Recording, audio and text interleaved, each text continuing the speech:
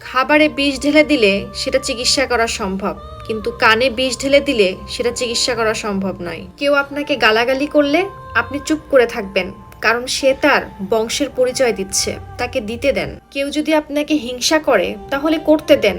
মনে রাখবেন, হিংসা তারাই করে যাদের যোগ্যতা কম। মানুষ যখন কারোর প্রশংসা করে তখন খুব কম লোকেই বিশ্বাস করে, কিন্তু যখন কারোর বদনাম করা হয় তখন প্রায় সবাই তা বিশ্বাস করে।